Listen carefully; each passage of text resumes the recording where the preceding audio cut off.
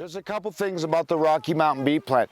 For those who do fire starting and are looking for a solid but yet fibrous hand drill to do the friction, when they get really tall and the stems, they're really straight, they're very strong, and they're probably the preferred wood for the hand drill.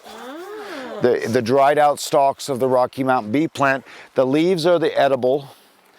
And one of our great wild edibles here, very high nutritional. In fact, this was probably next to nettles, and maybe even more so, because there's no recorded history of the native people eating nettles for a food.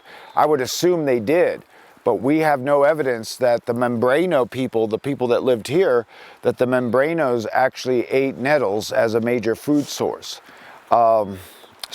But this is a native. This is the plant that was their major green food source. The leaves of the Rocky Mountain bee plant, but also the Membrano people are famous for their black and white pottery, and the black dye of their paint came from this plant. Rocky Mountain bee plant. The genus is Cleome, C-L-E-O-M-E, Cleome, and Cerulata, Serrulata, something like that, Cerulata. It's an edible, it's a dye plant, and it's a fire starting plant. Rocky Mountain bee plant, it's a major pollinator, major food source for all the wild bees out here in these riparian habitats. And you find it pretty much spread through the entire western United States in arroyos or in habitats like this. Will prefer sandy soil versus damp soil, sandbars versus like water's edge. You know, you'll see more of them on the sandbars than where it's really damp. So it's a very hardy plant for a garden. Eaten fresh, if they're really too hot and peppery or you're eating a lot of them, then bring a pot of water to boil.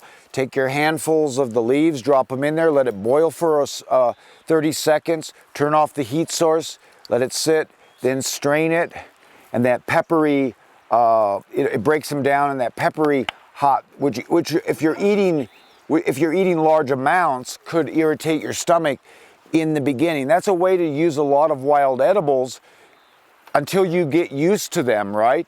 Because we're not used to eating some of the wild edibles in large amounts. So if you're going to start to bring more wild edibles in, the parboiling, as it's called, it's kind of like bringing a big pot of water to boil, throwing in your wild edibles. Could be handfuls of 10 different wild edibles, leaves here, grass heads here, you know, just like a conglomerate of things that you have a bag and you walk down like the river and you're like, oh, I'll take a pinch of this. I know that's an edible. These seed heads I'll strip off. I'll throw it in my bag. Some Rocky Mountain bee plant leaves, I'll put them in my bag. And then when you get back to your camp, you bring a pot of water to boil and just throw everything in, let it boil for 30 seconds to a minute, turn off the heat, stop the boiling, let it set. So all these wild foods will soften up, and a lot of their bitter things, the bitter constituents, and by breaking them down a little bit, we can digest them more, and we can wash away. You strain off that water, get rid of that water, and then now you can eat these greens and these seeds. Especially when you're coming to wild foods for the first time, and you can only eat small amounts without getting some adverse, you know, like an upset stomach or a headache. You do the parboiling method and you start small amounts, and then you can increase your amounts and more, and pretty soon you could be living off of these. This is a famous Navajo dye plant today. They use this to dye, to take that black for their rugs, for the Navajo rugs. So it's currently being used probably by the Hopi, probably by the Navajo, maybe even the Tohono O'odham, who use black dye in their basketry, but I don't know exactly how to do it. I was just like, sometimes they burn the plant and burn it down to ash, and then the ashes turn black, right? And then sometimes there's other methods. You know, maybe they take just leaves and boil them down to a sludge, and that turns black. I don't know. There's different ways to get there's different ways to get dye from plants. It's usually either burn them down or boil them down. And then you find some sort of mineral as a mordant or to keep that color stable in the cloth or on the canvas or on the pot.